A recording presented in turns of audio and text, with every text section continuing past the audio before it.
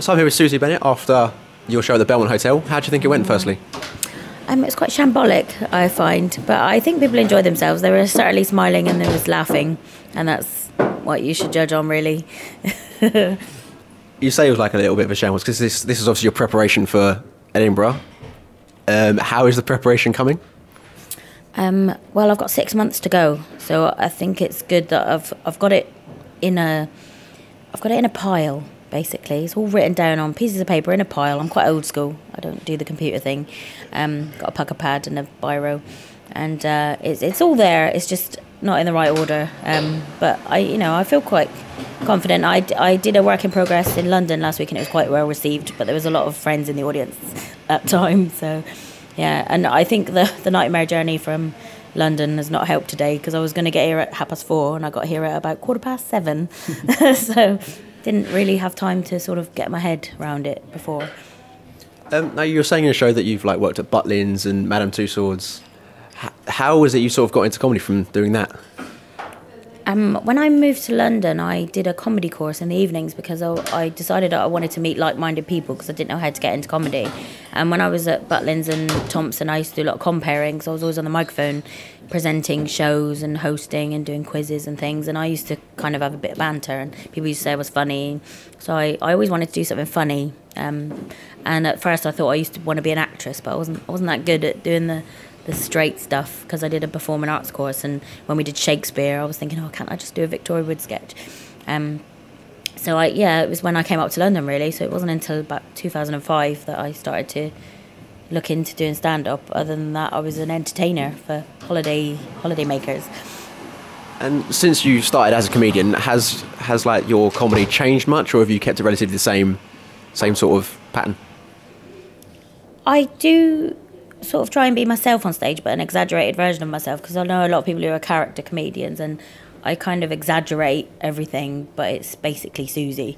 And it has changed a lot in that I think my confidence has changed, and definitely my material has changed a lot, because when I first started I had 7 minutes and it was for a competition, and now I do hour-long shows and overrun madly, and I've improved a lot, and people say that the best way to improve is to do lots more gigs, and I'm doing lots more gigs, so every time is a learning curve, I suppose. Now, I read online, correct me if this is wrong, that you've played at Hyde Park in front of about there was a total of about 17,000 people, I think it was quoted. What was that look like?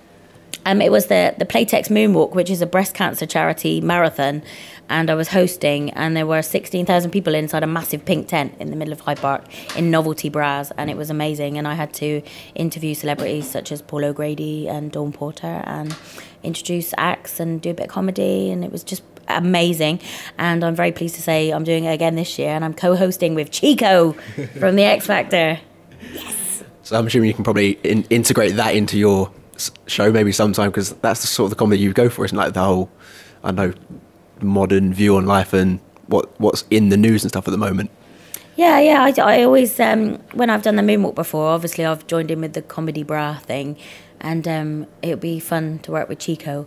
One of my friends did say you should ask him to do a medley of his hit, which I'm not sure if I'll say that to him, but apparently he's a really nice guy. But it's just brilliant to be up there and doing charity things and getting involved, because I did a Race for Life thing as well. I did a bit of a tour with them, because I've done a few after dinner things, charity things, and there was one time I sat next to Esther Ranson and had to eat dinner with her, and at this NSPCC ball thing, which is amazing. But you've got to know when to be serious and when to be funny at these events, because there's often a very serious message as well, because at the Moonwalk they do a minute's silence and stuff like that, and yeah, so I do love it though. So what does the future hold in for 2013 for you?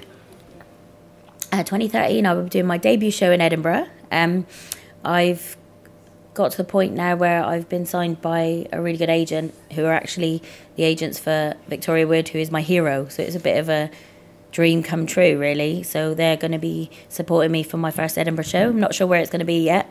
We'll be in Edinburgh, whether it's busking on the street or in a nice plush venue. I think it's going to be a hut somewhere, a little hut, little rainy, little leaky hut, where I can do my little bolero and my montage.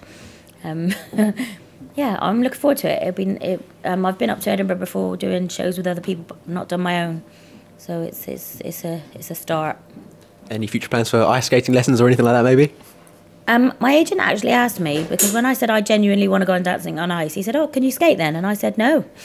So I went at Christmas to Westfield and I fell over more times than Miranda.